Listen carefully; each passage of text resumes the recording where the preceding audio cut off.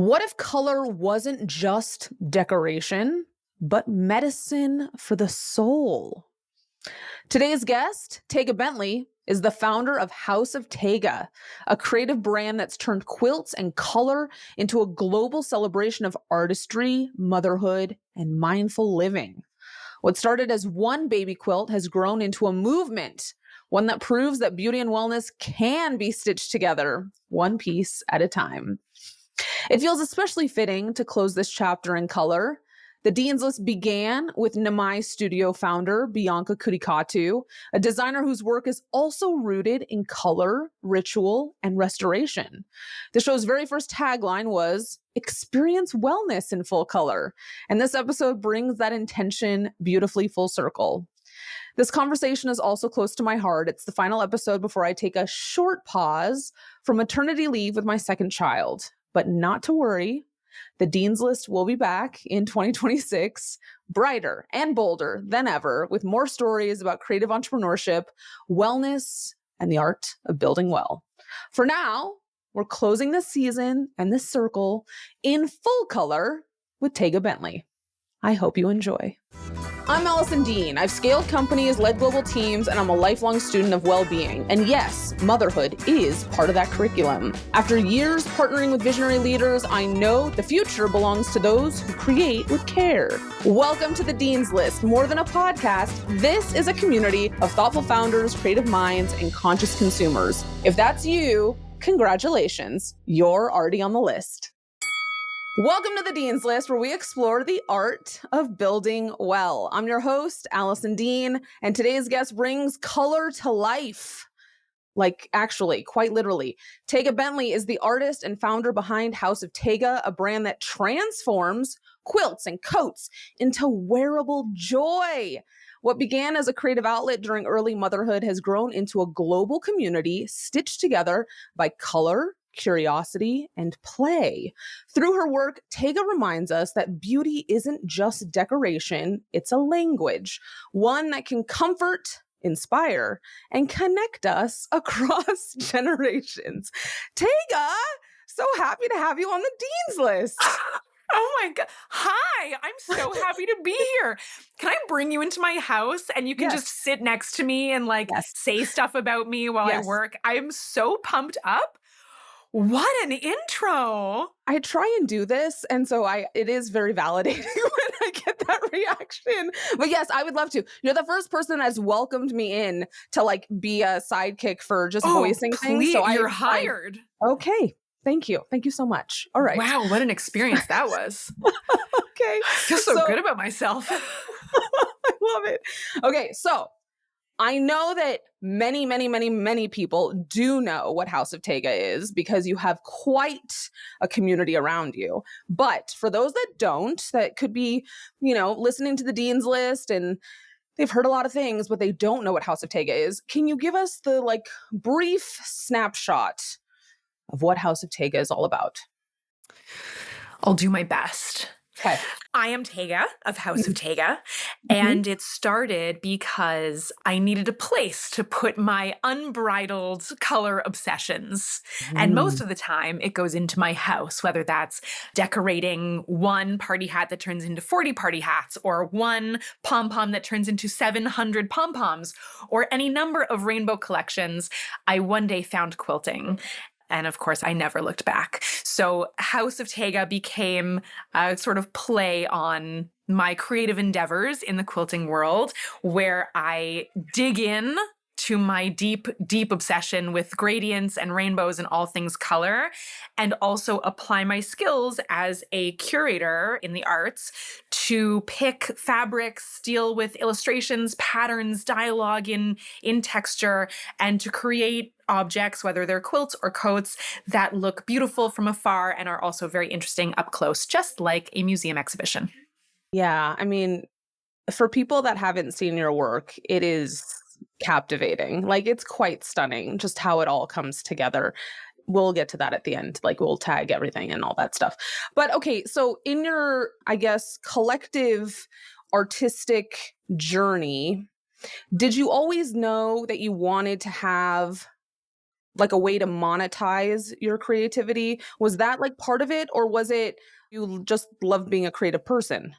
I think it's more that I feel compelled as a creative person. I would move from creative obsession to creative obsession until my house would be full of whatever that thing is. I mean, I still have buckets of yarn that never got turned into pom-poms because at some point, what do you do with all the pom-poms? I turned them into pom-pom planters. I turned them into pom-pom name cards. I mean, I made a pom-pom mobile for my daughter when she was born. Eventually you need to stop. I don't knit or crochet. So they exist there, but like it had to come to an end. With quilting, it was something that I did originally get into purely for myself, just the same as always. I found something that I could buy, and I love to buy stuff. And there is a critical mass. I mean, not everyone believes this, and I don't want to offend the quilters who don't believe that this is true. I Okay. think that there is a critical mass of quilts that one can have in their home. Once you hit every bed and the couch, and Mm. maybe a dog, Mhm. and perhaps the car, you're at your limit. Mhm. And so Mhm. there really was critical mass of what I could make for myself in my house. But suddenly I was able to make for others. I received my first commission fairly early on in the process. And it really allows you to reboot on that kind of diabolical OCD love of crafting, because once it's gone, I mean, the negative space is there to refill. It was a totally unintentional business. And then so when you got that first commission, was that like in your mind, did you go, "Oh, this can be a thing?" When in your mind were you like, "I can make this a whole thing?" It took a while. Really? It took a really long time. I have wild Okay. imposter syndrome. I tend to think that everything that I do or say is really stupid. I'll just be honest. Like Mhm. I really do. And so in making my work, I knew that it was something that I was obsessed with, that Yes. I wanted to do well because I care that things are done well, but Yes. it never translated into something that I necessarily thought that others would be interested in. And even when they were, I thought like, that's so nice once.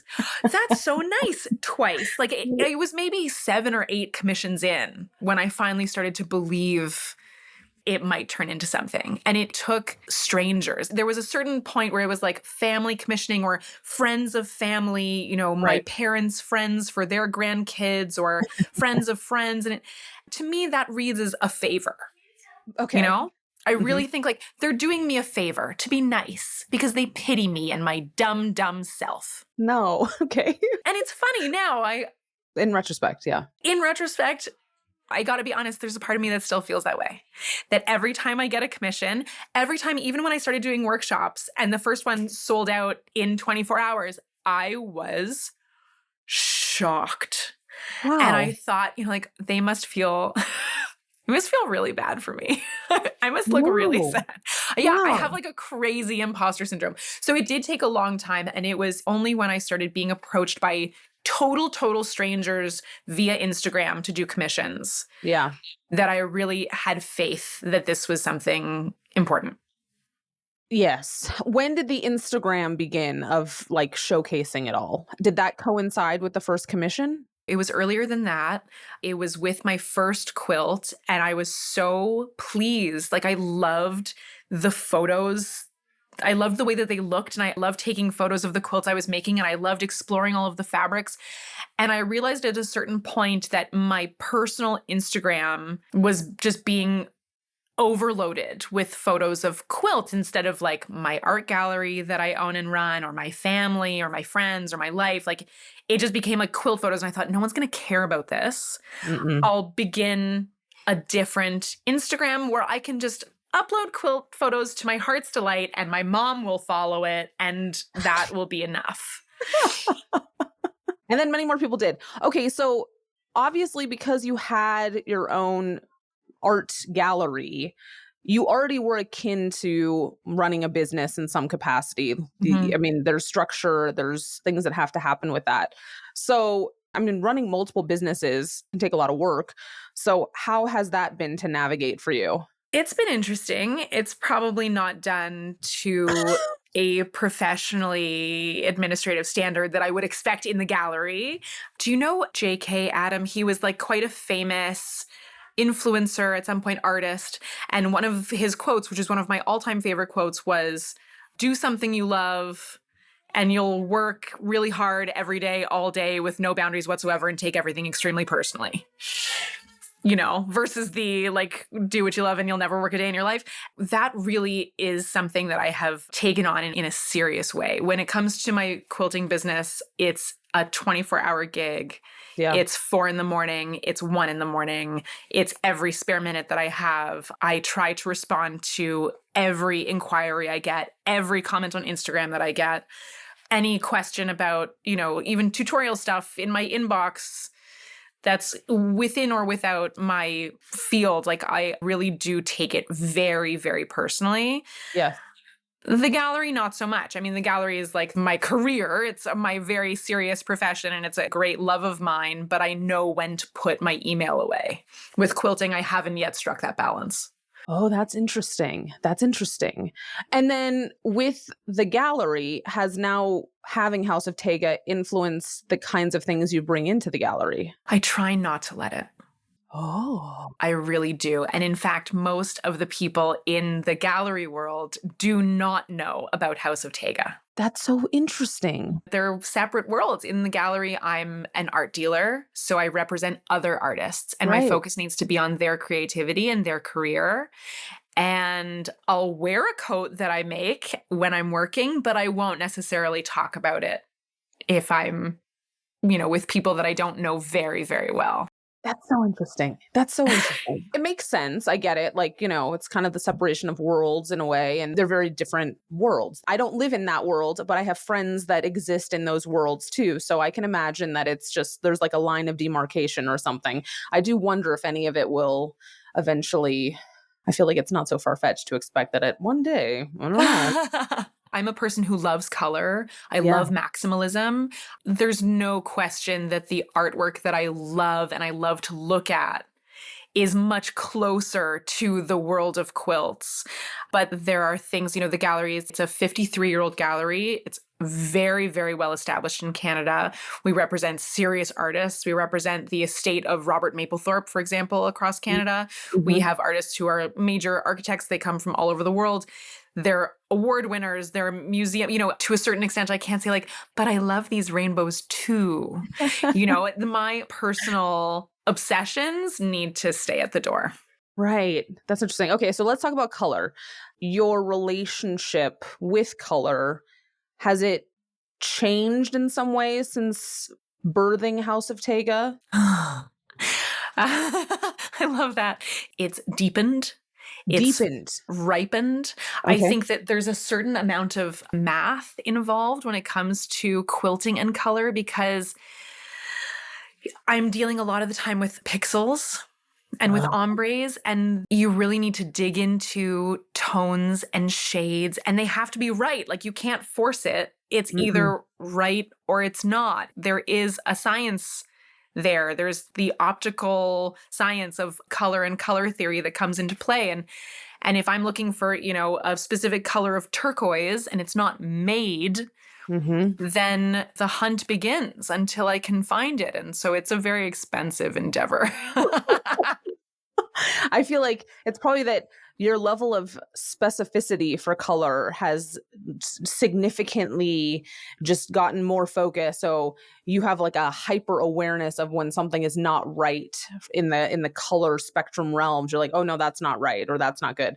I think you did this, well, at least once, because I saw it at least once. So I don't know if you've done it a bunch more times, but I loved it when you were showing a bunch of different fabric pieces for someone that had commissioned a coat, and you were asking everyone else, like, does this look like it's coming together the right way? I love that. I thought that was, not that everyone will give you feedback and you're the one that has the color vision, if you will, but I think those things are so much fun to see when you're like laying it all out and be like, well, that pattern's not going to work, or that pattern is going to work. It really is so fun to see. Okay, so I know you've talked about this in other shows, maybe on Instagram too. But all this was born in early motherhood, which obviously the whole motherhood thing is resonating right now on an exponential level for me. So most people, when they become a mom, are told like, slow down, don't do too much. How did all that shape how you were as a creative person and your resilience, given that so much of motherhood is about like pausing? It is. Is this your first, by the way? No, no, no. It's my Okay. second. Yeah. Okay. All right. So you're already tired. Yeah. Um, so, I mean, as you know, there's only so much slow that you can do. There's not a lot of it. I mean, there's a lot of like slow moments that stretch when you're awake in the middle of the night and you're doing the rocking feeding thing that you're about to dive back into. But in my first pregnancy, it happened to be COVID. Okay, same. We found out we were pregnant before lockdown, so it wasn't one of those necessarily, but I had a lot of time at home. Yeah. So I really got to lean into my creative nesting instincts and redid my childhood dollhouse for my kid and, That was so cool. did the nursery and built the mobile and was doing all of these things. And then mid pregnancy went to visit my best friend out of town and she was doing a quilt and that's what inspired me to start all of this. So really she is to blame. Thanks, Virginia. But then when she was born, Yeah. and I love the baby phase, I really do. Not such a huge fan of kids, but I do love babies. And I found that I needed something creative for myself, Mhm. different than anything that I had needed before. And Mhm. I don't know how many other people experience this, but I've always been a fairly academically inclined person. Mhm. I was always a big reader. My primary job in the gallery, in the sort of curatorial field, was writing about the art, which is a lot of thinking and a lot of words and a lot of, really trying to connect ideas. And when I had Matilda, I lost it all. Like Oh. I lost my vocabulary, I lost my focus. I really felt completely exhausted. This girl was 30 pounds by her first birthday. I fed her. It wasn't just milk, it was my whole soul went into Yeah. that baby. Right. There was nothing left of me. And I really felt like I had lost a big part of my identity, despite Mhm. loving this, Yeah. and needed it to go somewhere. Mm, And playing with color was always something that I knew inherently how to do and something that I loved doing from childhood with crayons and markers and sea glass and whatever was around me. yeah. And so the moments that I could find to sit at my desk and play with color or create something with my hands Mhm. felt like I was getting a little bit of that part of me back. Mhm.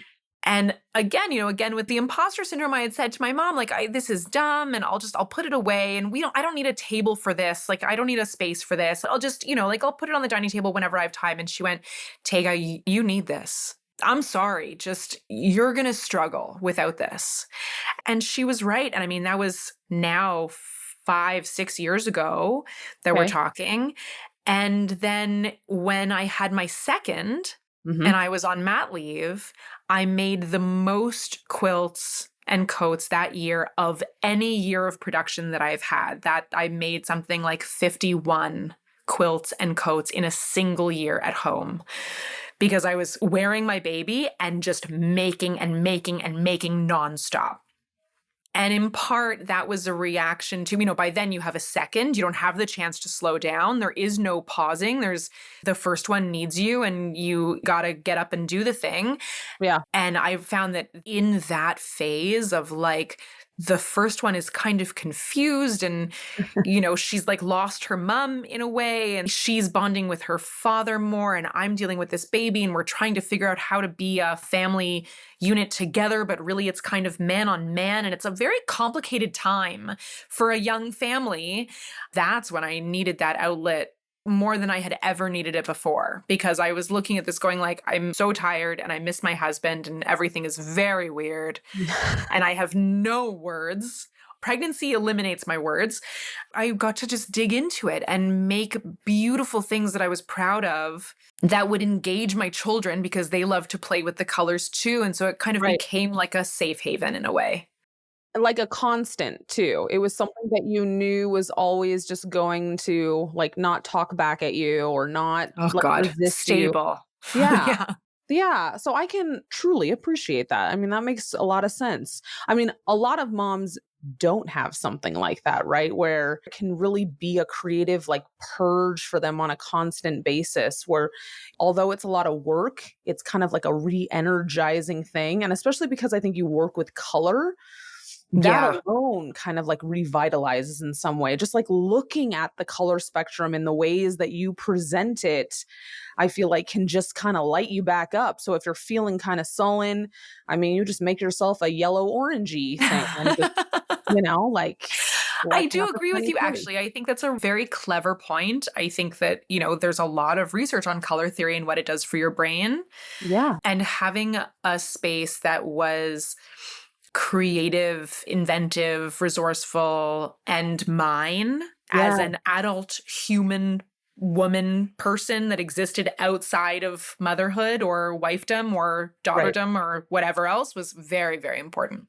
How many like black ombre quilts did you make during that in those 51 that you made? Like, I'd be curious to see the 51 that happened in that year just to see kind of what the color reflections look like for you that Yeah, I year. mean, remember, they're not for me. They're for others. Others. Oh, so So you I'm were okay. I'm making what's requested, which Okay. is also a great exercise because I'm not then spiraling into my own color choices. I think that, the maybe two I made myself a coat Uh-huh. and I made my daughter a quilt for her bed.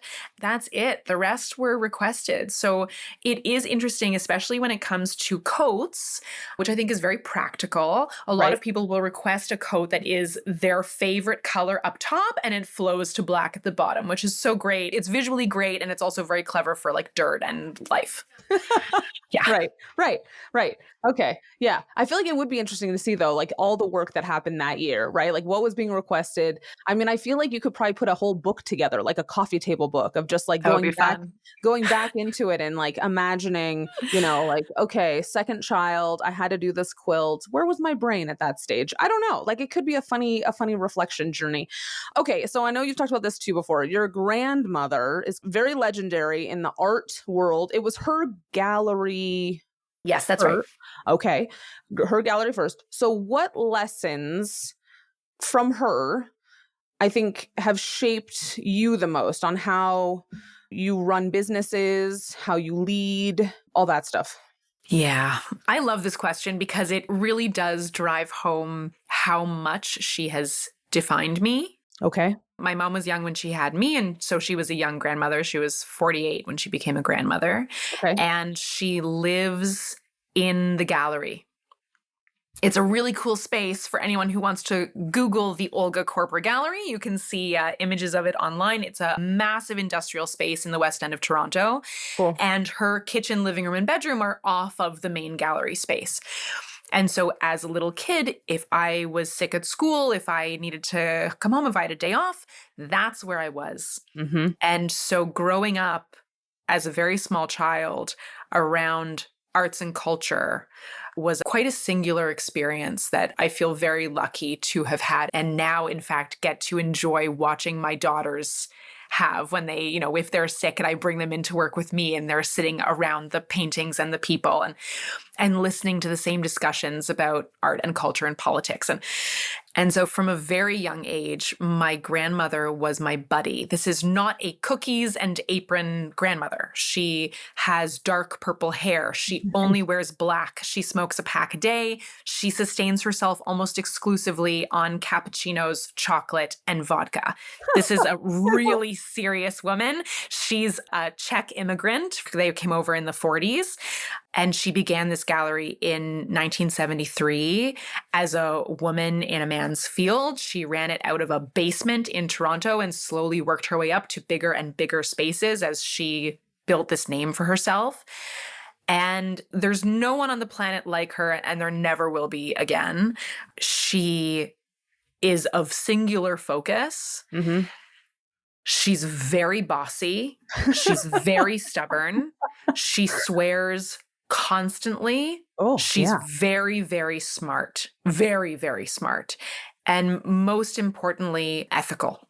So in the gallery, the art world is fairly cutthroat, Hmm. driven by sales and driven by, she calls buying with your ears, which is, buying what's popular instead of buying art that you love that makes you feel something deeply.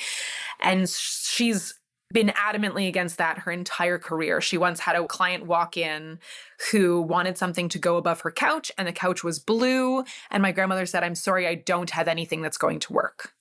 And she goes, "Well, what do you mean? Like, I just need it to be about this big and to go above the couch." She goes, "I'm sorry, I absolutely do not have anything that's going to match your couch. You're welcome to leave." Like, this is the kind of broad we're talking about. And yet she will never poach an artist from another gallery. Right.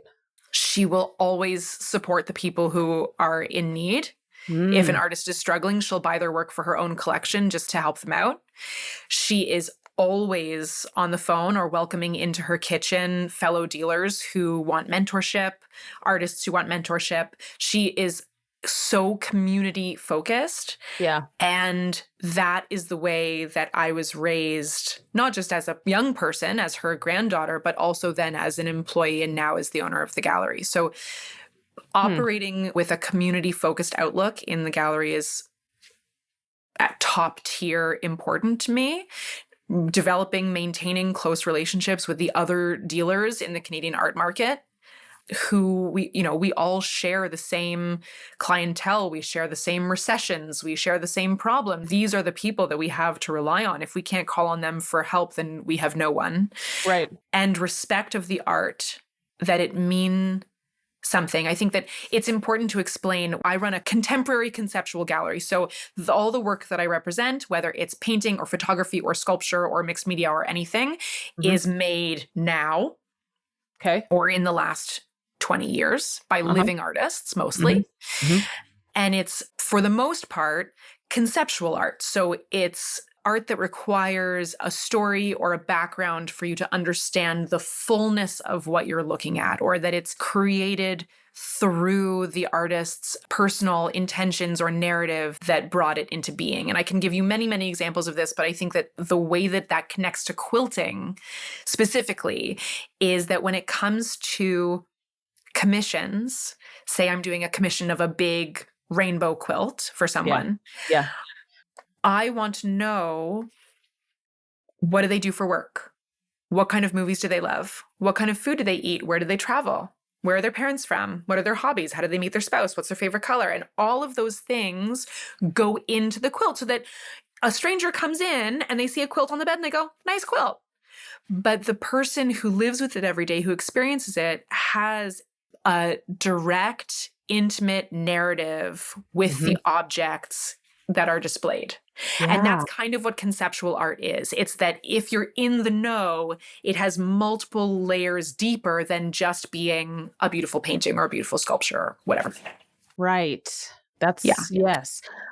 Mm. Okay. But I think also the thing that resonated from what you just said was this element of community.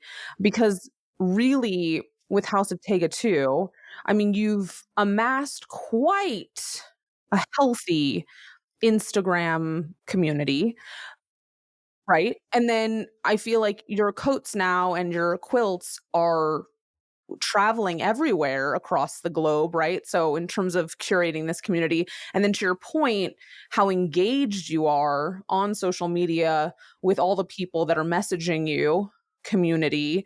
So, I feel like it'd be interesting to hear how you imagine all this is going to continue to grow for yourself, because I feel like there's so much intimacy with quilting, and to your point, like all these questions that you're asking people when you're putting things together, I mean, it's stunning.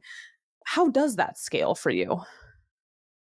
What a terrifying question. Oh god, oh god. How important. I like that a lot. That's a thinker.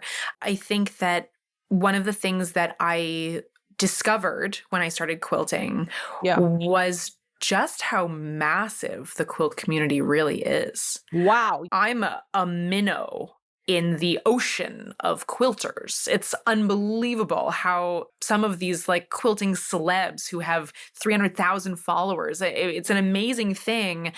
And it's so accessible to everyone, kind of in a way that like fine art isn't, like fine art, the art world is a very like swanky, fashion-based Milan and New York kind of community that I'm also a minnow in, but it's much colder.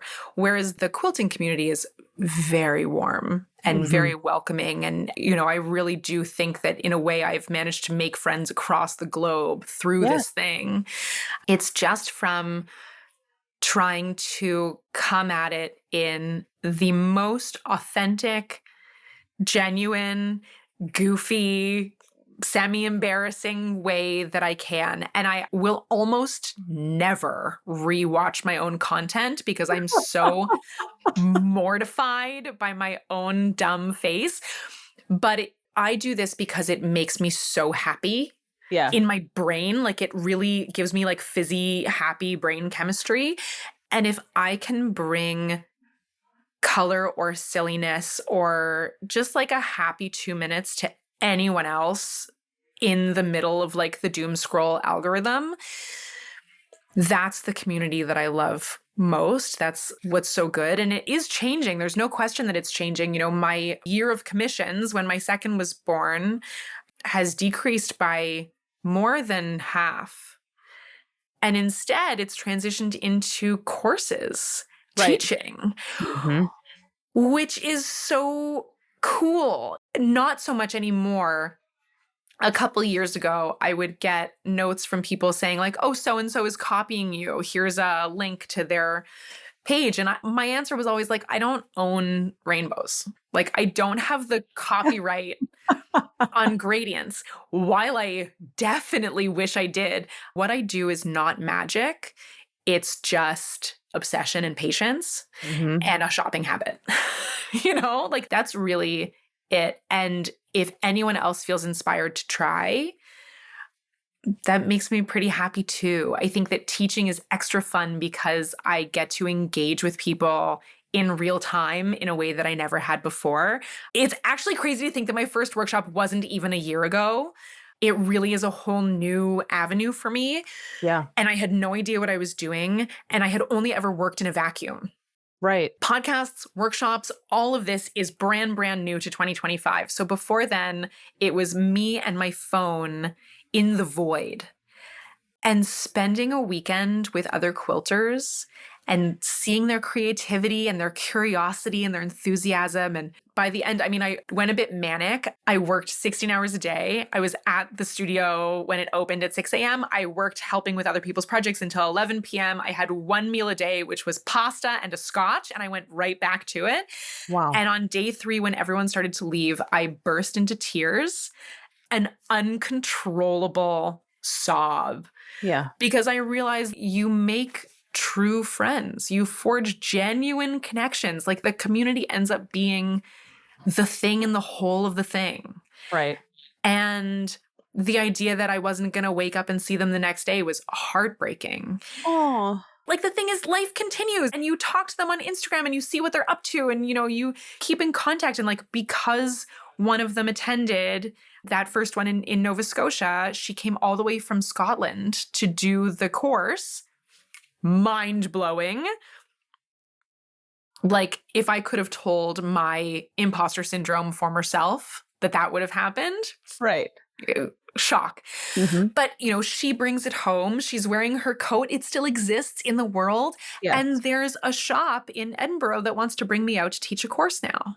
I made a coat for someone in Norway and she owns a shop and I'm going out in June to teach a course. So like it grows naturally that way. And I'm just trying to say yes as much as I can, right, without simultaneously making my husband want to divorce me.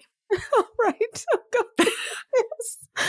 I do think that though, that perhaps is the scale on some level, right? Because now, even though the commissions might be lessening, your reach is almost deepening with the community because now you're offering knowledge and instruction and all these things, and how that's sort of now permeating out diffusing out. The Ooh, colors are diffusing. diffusing, Yeah. right? Ooh. Yeah, you're right. It's like it's spreading in a good way. Like it's the virus that we want, The not the virus we want, the virus yeah, we right. need. Yeah, the color virus that we need. Yeah. Yeah, and then maybe the book comes next or something, right? Just like more Totally. scaling out of, pretty pictures. I think I asked this on my first show with Bianca of My Studio. How do you think, in terms of how color can affect our feelings when you're wearing something, right? Like to me, I think one of the questions I asked her was, what's your outlook on fashion as wellness? Because I do feel, and there's been studies on this, so it's not like it's just out of left field, but curious your thoughts specifically on how wearing certain things can really shape your day. My grandmother, my Uh-huh. famous grandmother, she's very witchy. She will call herself a witch. She will say she's from a long line of witches. Okay. She will bless and or curse stones and mail them to you. This is real. Okay. But she will say that the objects that you put on, that you wear, whether it's jewelry, whether it's clothing or whatever, have a certain element of magic to them. That Mhm. they are totems, that they are saying something and they can influence how you feel about yourself and they can influence the world around you. Yes. And whether or not that's the type of magic that gets you burned at the stake, I do think it is nevertheless true. There's this amazing book that I think is just being reprinted now called Women in Clothes Okay. by Sheila Heti. And the entire book is, each page is dedicated to an item of clothing that someone writes about. And it's like a little paragraph on who gave it to them or where they wore it or why it has significance or what they, and a little photo of the piece itself. And it's a beautiful book for honoring fashion and its meaning to us Mhm. and how sentimental these objects can become. I love fashion and I have always loved fashion, and I love the way that clothes can transform me in a setting, give me confidence. I think there is that certain Clark Kent to Superman aspect that Yeah, fashion has. sure. You take off your tie and you put on a cape and you are going to feel different and you are going to act different. And that's human psychology. I think that's just the way it is, right? You stand in your superhero pose and it does all kinds of good things to your brain. Mhm. With quilt coats in particular, I love about them the same thing that I love about making commissioned blankets for people. They are so personal. Right. And whether or not I'm making them or I'm teaching people how to make them, the pride that goes into them, Mhm. the care, the handcraft, like a lot of fashion at this point, it's at arm's length these days. It's Mhm. made in a factory somewhere far away by someone we'll never meet. And it's one of 1,000. And there's no signature on the inside. You know what I mean? Mm-mm. Whereas these, they take time and patience and care in every single stitch, in every choice that's made. Mhm. And when I'm working with someone who wants a coat, really realistically, a quilt that goes on the bed, if you don't love it, if it's not in season, you're going to stick it in the closet and you're not going to worry about it again. If someone is commissioning a coat, they're really thinking about themselves. They're thinking about what's going to give them confidence. They're thinking about what's going to bring them joy. They're thinking about how to frame the face, what's going to look good on the collar or hood, what colors complement them, what's going to make them feel beautiful or silly. Or, a lot of the coats that I make for myself, I say this as though I make a bunch of coats. I have 3 coats that I've made for myself over the course of 6 years. I just want to really drive that home. My focus is on silly I Spy fabrics that my children can look at while I'm grocery shopping Oh my so god, I that love we it. can play games. If we're in the airport and it's a long wait and they're in line, find me the car, find me the rabbit.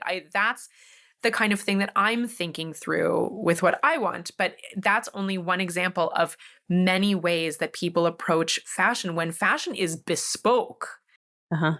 it's transformed into this very special thing. Right. And it brings me a lot of joy, especially in a room, like in a workshop that I just had over the summer. We had 15 women Uh-huh. all making coats for themselves, and they're all using the same basic pattern, but every single one looks unique when the day Right. is done. Right. And every choice that they've made, from the color of the fabric to the content of the fabric to the color of the thread, the stitch length, the snaps, the whole thing, Right. it's a vulnerable thing because you're making art and then you're choosing to put that art on display for the world to see.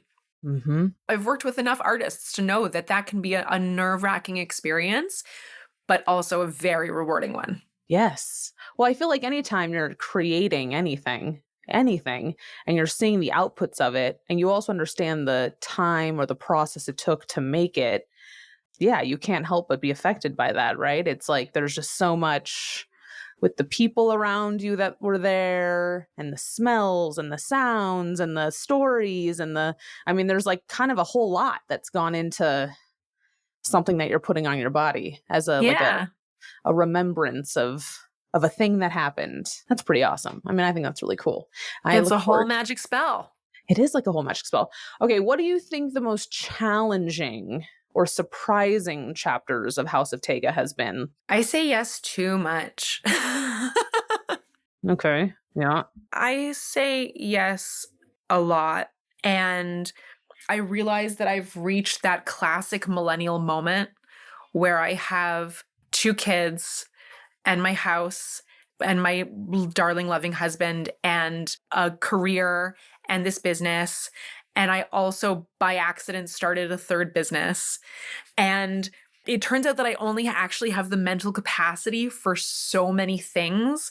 And Fair. I'm one of those people where I've always relied on my administrative strength. Like, I'm very good at remembering birthdays, for example. I'm Mm-hmm. very good at keeping the calendar in my head.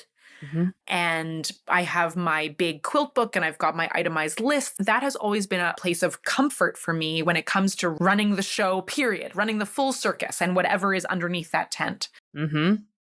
And I realized late this summer and coming into September, I wasn't able to do it anymore. I was starting to drop things, or I was forgetting things, or I was delayed on things. It really freaked me out. I was talking to a friend about this, another art dealer. I was talking Mm-hmm. about this because the fall is the big time for the art world. So it's when all the fairs are and when all of the new shows come out, and it's like very, very busy and all the clients are back from their holidays. And so you're really on.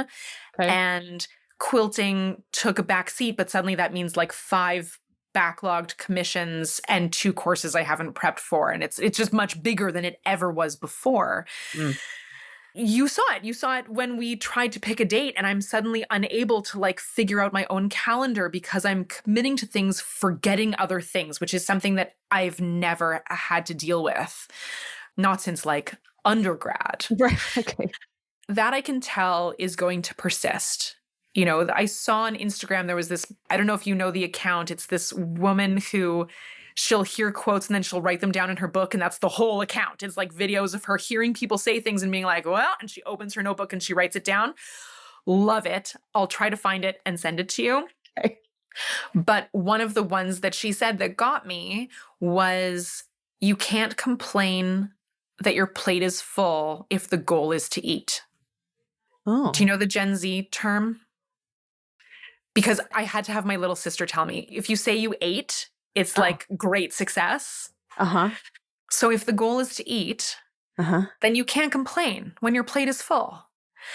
I thought, like, right, that was the point. If I want it all, then I got to stay on top of it all, or figure out which things I can let drop without causing a serious problem. Because Right. some days that can be my kids and some days it can't. You know, some days we can skip bath time and some days we can't. And Right. some days I can show up late at the gallery looking like a mess and some days I can't. And some days I can push a commission and some days I can't. But I really need to start navigating that because each thing is getting bigger and requiring more of my attention. My Mhm. babies aren't babies anymore. Right. So Now they're talking to you. now they're talking to me. They need stuff. They push each other down the stairs. You know, it's like it's a whole thing. When you gave the plate example, it's almost like what I was imagining was like there's a full plate and then there's like a pile or a mound on a plate, right? So my brain goes into we need to go deeper onto what they're actually what trying to what say here. constitutes a plate exactly? That's Are we right. talking like the original Matilda, the movie with the chocolate cake? That was Mhm. a big ass chocolate cake. Big, big, big. Yeah. So, like, to your point, and also because I think you appear to be someone that, even though you do want to say yes to a lot of things, I think naturally you'll just begin to start to know, as more businesses might come into the fold or whatever happens, you'll kind of know, like, okay, I can only take this many commissions per year because I'm just doing this many retreats, or I'm doing this many things, or I need to be at the gallery. And you'll just kind of perhaps earmark how you want to stack your time so that you feel like you can also participate in your family. Yeah, Like, right. Or whatever else, friends, family, big whatever else. one. Right.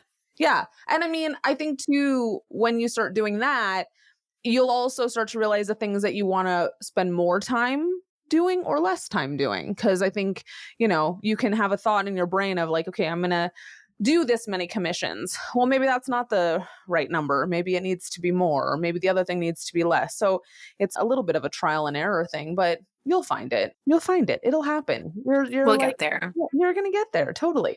Okay. Well, that Yeah. does kind of bring us to this question that I ask everybody, because what you're talking about right now, the having a very full plate and eating a lot of chocolate cake, what does wellness mean to you? Well, I'm a Libra, so I'm inclined to say wellness is balance, Yes. which Right. is ironic because Mhm. I'm not great at it. When I was a teenager and through my early 20s, I did come up against some issues with, well, I'm Canadian, so balancing depression and anxiety and those things that Canadians who spend all their time in the dark in the winter often have problems with. Okay. And from a very young age, I tried antidepressants. Hmm. Just, I'm going to put it out there. I am in support of medication for mental health. I think it's a great thing. Raise the floor. We love that. I also think that it is a long experiment with trial and error and making sure that you're in the right place and on the right meds. And I have lots of friends who have gone through that journey. I was put on the wrong thing. It made me feel very zombified. This is going back like Long time. 25 years ago, a long, long time ago. And I really didn't like it. And so from about 17 or 18 onwards, I made it my focus to figure out what I had to do chemically to balance my body. Oh, Whether that's recognizing that I need more sleep, or recognizing that I need more exercise, or recognizing that I need more salad, or simply being gentle with myself and acknowledging, you know what, maybe today we don't get out of bed and that's fine. right. That has carried me through very well. It's partially why when my mom said, I think that you're still going to need quilting as a creative outlet and that maintaining a creative outlet is very important for your mental health, she was right. That's the kind of thing where I need to be aware. Certainly there were moments early in motherhood. There's no question after my second, I had postpartum depression. Looking back now, I think even in the moment, I was able to say to my husband, I think I have postpartum depression. And he goes, are you okay? And I went, I'm going to go quilt now. It was the kind of thing where I just went like, okay, I have to do whatever I have to do Hmm. to get through this thing. Yeah. Because if you can name it, it's less scary. Oh, yeah. Just acknowledge. Hmm. Just you're having a hard time, and that's okay. If you acknowledge something like this is postpartum depression, then you know that it's a chemical imbalance as a result of your body going through a massive change, and there's nothing wrong with you. And you're Right. not a bad mother, and it's not your fault, and everything is okay. Or it can be okay. As soon as you give it a name, it stops being about you being a failure, and it starts being about you engaging with something in order to find a solution. There you go. Right. Right. So mental health for me really is the big thing, but physical health Hmm. contributes to mental health. Sure. I'm a rower. I have a row machine in my Ah. guest room. It's a great way. I used to be a runner, Huh. but then I had children and now I can't run without peeing a little bit. Oh God. Just going to Actually. share that to everyone who listens to your podcast. And so instead I row, and it's great for your body and it's great for your core and it's great for your heart. And all of those things contribute to health and balance Yes. and really counteract the whole crouched like a goblin in a sewing machine thing, Mm. which I did. You know, there's no question in my mind looking back now that the year after I had my second, when I made my 50 projects, was I reading books? Was I showering? Was I sitting down to eat hot meals? Or was I Mm. just looking after my babies and then sewing in order to make it through? Like, great creative productivity came out of that, and Sure. it kept me alive. Yes. But looking back, was that the healthiest balance for myself? Maybe not. And Mm-hmm. yet, am I going to punish myself for it now? No, the kids are alive and I'm alive and it's all fine. Yeah, it was part of the journey. So Exactly. if you were to think for yourself, do you have daily wellness non-negotiables to the extent that you can as a mom and as an entrepreneur and all those things as a wife? Is there one thing that you must do when you wake up? I must brush my teeth. Well, girl, I feel you on that. I That is I 100% for me too. must. Mm-hmm. I must brush my teeth. I try every single day to hug my husband for longer than 6 seconds. Okay, okay. I love that. It's actually a very important duration of time that triggers a chemical response, Mhm. reminds you that you love each other and you're on the same team, Yes. even when your kids try desperately to pitch you against one another. It's very important. Uh-huh. I'm trying now really hard to get protein. Yes. There's a whole big thing about women of a certain age and Mhm. getting enough protein and maintaining our muscle mass as we go into perimenopause. That's Right? very, very important. And I'm going to plug that to anyone listening. I do try to do that. Uh-huh. And then, just make it through the list, Make it through the list. Yeah, whatever that list is. Yeah, whatever that list is. those are good things. Those are good things. What advice would you give to another person that's perhaps starting a business, perhaps they already have something that they've started, but from your experience now running multiple businesses, what does it take to keep going? You got to be crazy. I I actually, scrolling last night, I found this meme why is my life memes? It's very embarrassing. I used to read novels, but it was someone who said that you don't take advice personally because often advice is simply learning someone else's regrets, That is beautiful.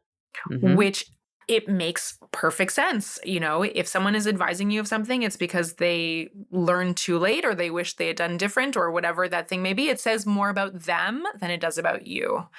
I liked that a lot. I thought that was pretty interesting, and I'm going to try to focus on it in the future. But if I could give advice to anyone starting a business, consistency is key. Mhm. Even in the face of the all-consuming algorithm, consistency is key. Oh, that algorithm. Yeah. It's a pain in the butt. I think that also in the vein of work smarter, not harder, there are a lot of AI assistants Mhm.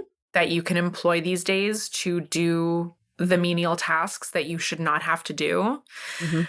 I have not yet come to allowing ChatGPT to write my Instagram posts. I think that, as we said, community is important and that involves being a real human being on the other side of it.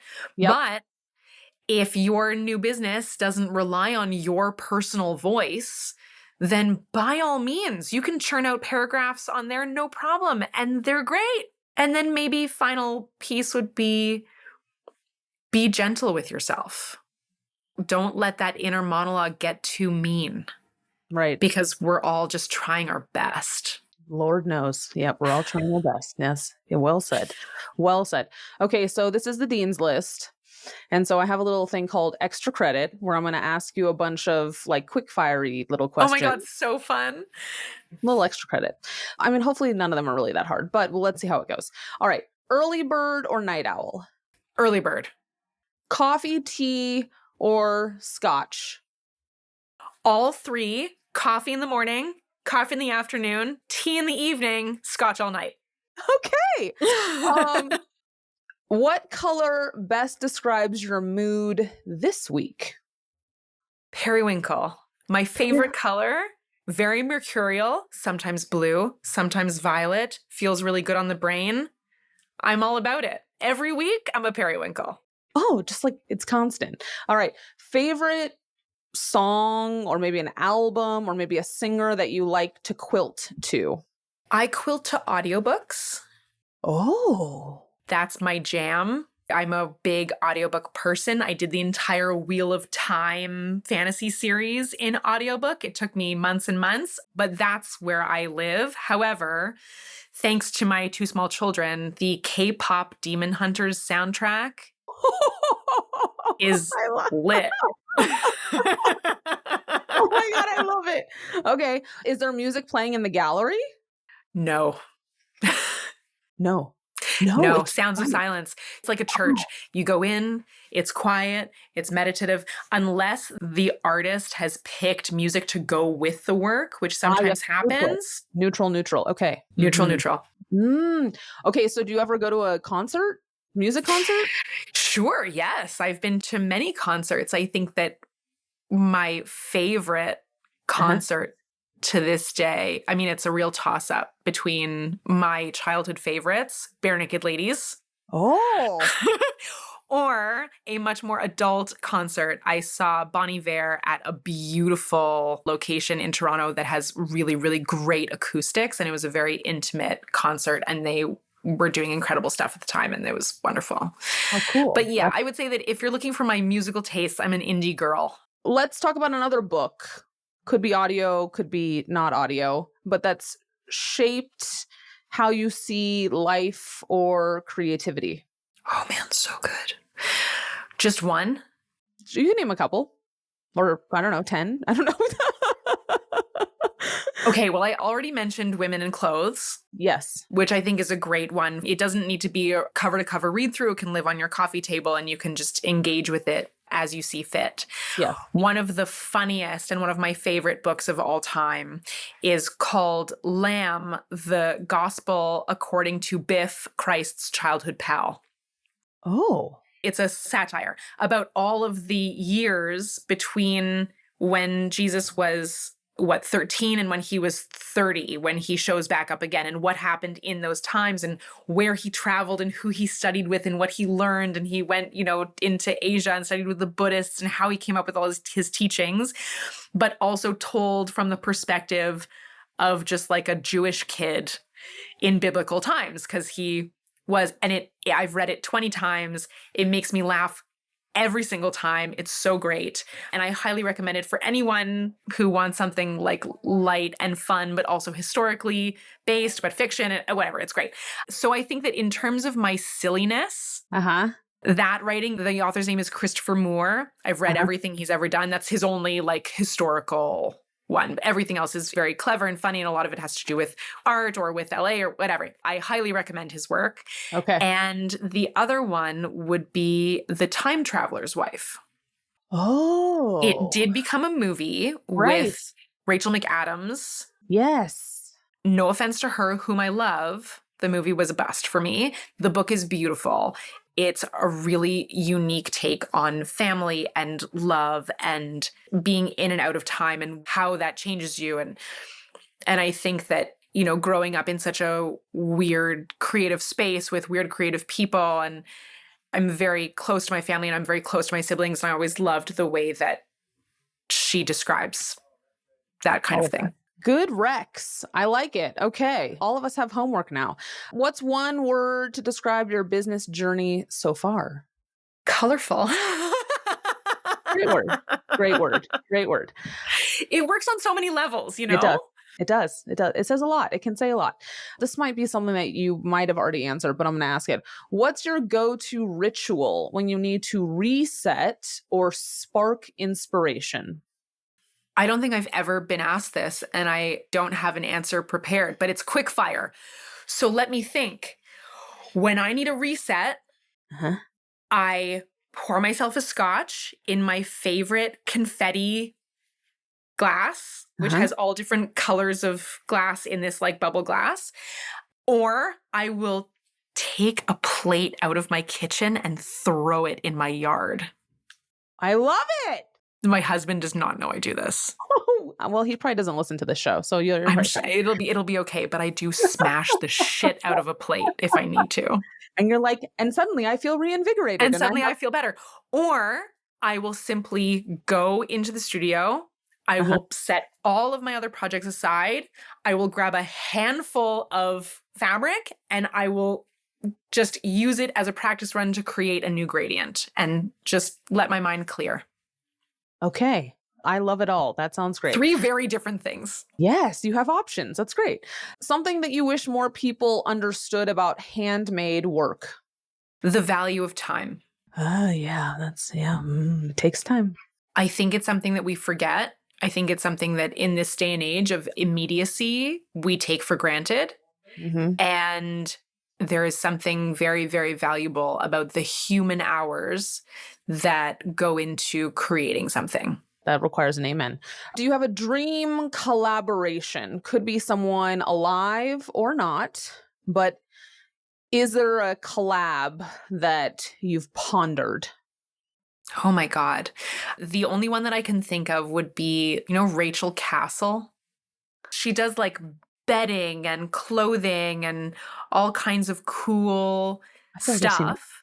And she did a collaboration years ago with Gorman, my favorite Australian clothing brand that I am completely obsessed with and will very often have things shipped in because they just do the best stuff. Her Instagram is Rachel Castle and Things. Okay. And I think you'll understand if you look. This is a woman who really understands color. She really understands playfulness. She's sort of a half artist, half home goods, all creative all the time with an element of silliness to it that just resonates with me. The other dream collab, of course, would be Karen Maybon. All of the pajamas that I wear are this one British designer, Karen Maybon. I would die to do a collab, but I wouldn't even know if the collaboration would be gradient pajamas or taking her art designs in fabrics and using them as fabric for quilts. So it's a toss-up. Do you know either of them yet? I follow them. I tag Karen all the time because I'm wearing her stuff all the time, and I think credit where credit is due. But like, we're not friends. Yet. Okay. All right. Yes. Let's manifest. If House of Taiga had a scent, what would it be? Ooh. Interestingly, forest. Give me like that. Spruce. Christmas tree smell. Oh, I love that. What's a small detail in your home that always makes you smile? I have a preposterous number of vintage pressed goblets. Oh. Yeah, they started with my husband giving me a gift of 4. And he saw my face as I looked at them, and I looked at him, and he went, yeah, okay.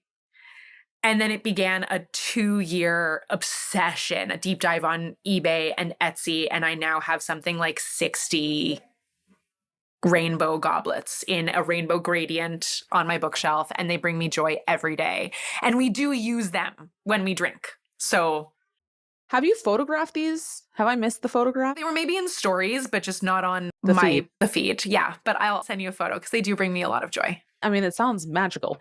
Okay, so if you weren't building House of Taiga, and perhaps if you didn't have all these other things, because you have quite a few, what might you be creating instead? Maybe like a whole empire. Maybe if it wasn't this, I would just start like building a castle. I actually don't know. I put so much of my like physical, emotional, and psychological energy into this. What could I achieve if I geared it all towards one thing? I know. That's a hard question. I would be invincible. It's weird because I feel like I asked someone else that has an empire. He has a fitness empire. And it was interesting because his answers were so different from what I had expected. He was like, I'd be like a marine biologist or like, like that's so cool. You know what I mean? So it's like sometimes when I ask that question, I get very interesting feedback from it with stuff that you're just like, I wasn't expecting that you would say that. How Wait, fascinating. I got it. Now I know what I would do. Interior design. That seems congruent for you. Okay. That was Yeah. something that I always really loved. When I was just in the gallery, I did look into like school programs for interior design, and instead I had children. And then Right. now this. So But that that probably would have been it. I feel like that could still be something. I mean, I don't know where that would go on the plate. You never But know. I don't know. That would be a mound at that point. So we don't want that. Oh, is there anything I didn't ask you? Or is there anything that we didn't chat about that you were hoping we would? Not that I can possibly think of. Okay. So in that case, how can everyone find you? Ooh, you can find me on Instagram at House of Taiga. You can find me on the website, houseoftaiga.com. You can find me by bat signal or carrier pigeon. Do I have any other ways or means? No, that's it. You can find me in my phone. Yeah, for the retreats and stuff, because that's all through your website too, right?